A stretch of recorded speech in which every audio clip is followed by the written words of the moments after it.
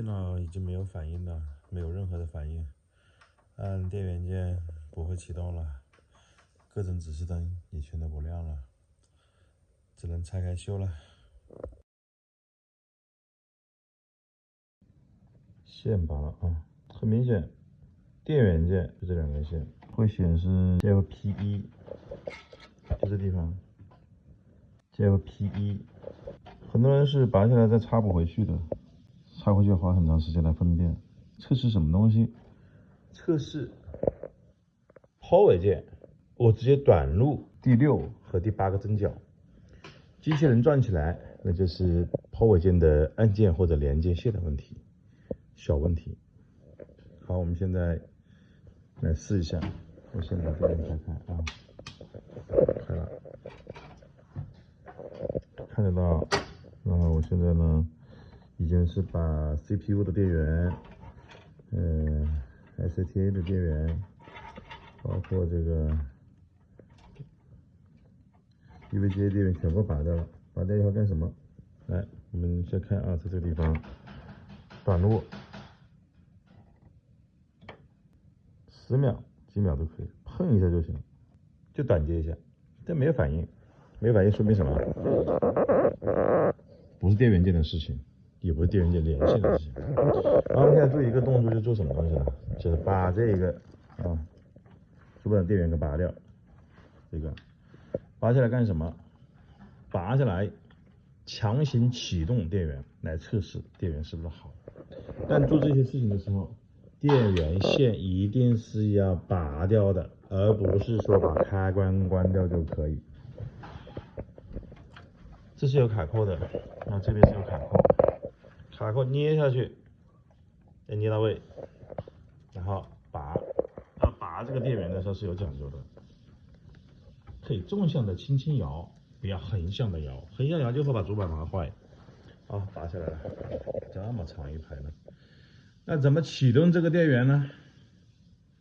启动这个电源也是很简单的啊。这种开关电源是有它自己相关的这一些明确的标准和规范的。那我正常启动这个电源是短接左上第4针和接地，这个电源就会被强行启动。那短接之前，我一般会用镊子轻轻的插进去，然后短接就可以，但是要稳的。要看这个分算转不转，电源有没有启动，启动了，那么就没有任何的问题。我们现在试一下啊，我随便用一个东西吧，镊子不知道被我儿子玩哪去了，一箱镊子都不见了。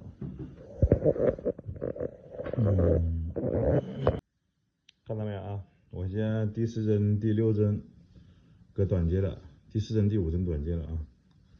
短接之后，我要干什么呢？把电源插进去，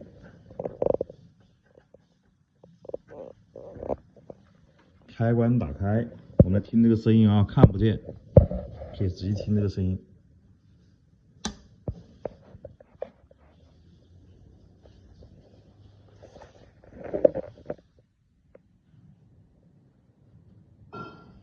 启动起来了，那么这个电源就是没有任何问题的。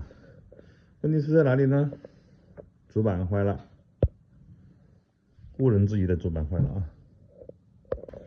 现在能确认主板出问题了，那么我们继续进一步的测试。电源是好的嘛，当然主板坏了，对吧？干什么呢？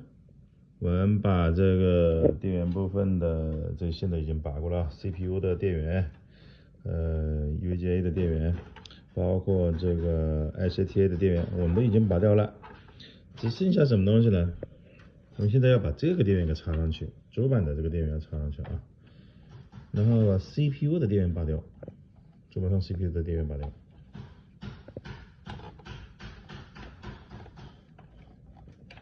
这个插好了。主板 CPU 的电源也拔掉了。好，再还有一个什么东西要拔掉？这个已经拔掉了啊，就是这个前置的这个 CPU 的那个 USB 的线要拔掉。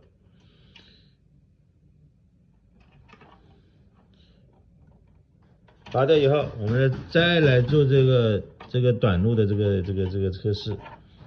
实际上这时候可以把这个电源线接上去了啊，可以把电源线接上去，但是呢，我不想接，花太多时间，我就还是用起子的短路吧。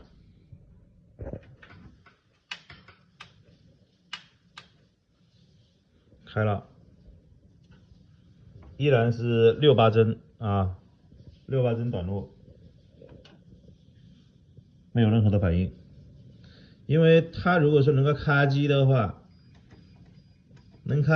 它必然就会有分散的声音，没有。所以进一步确认主板是有问题的，把这个主板的电池啊短路放电之后再来测试。清 CMOS 怎么清呢？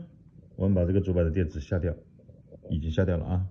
下掉以后，把那个 JBAT1 短接啊，这是要短接的啊。这个电源呢要断掉，短接多长时间？15秒钟。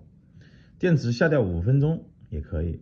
我这把电池下了，然后为了演示出来啊，在这里短接拿个螺丝刀镊子什么都可以，短接15秒钟就行了。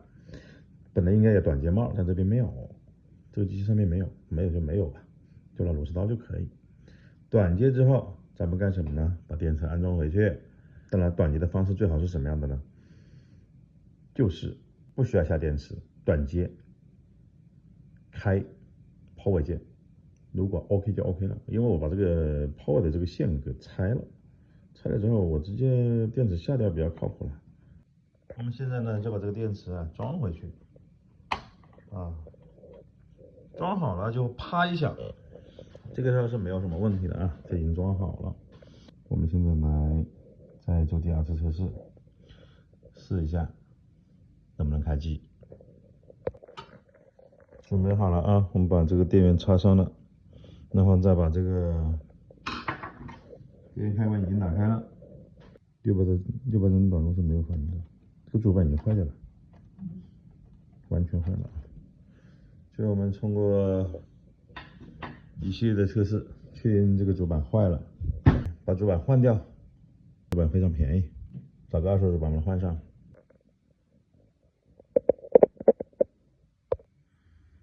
这个一把线怎么插？很多人都不会插这个线，甚至插错。那正确的排序怎么插的？第一个角是在左上角，那左上角和左下角是1针和2针。那么现在这个主板就装完了，就是我把这个按顺序排好了，我一把就插进去。看到没？这一块的线就是电源键、复位键、硬盘灯和电源的指示灯。电脑已经修好了，主板换掉之后，现在实际这已经开起来了，屏幕也亮了。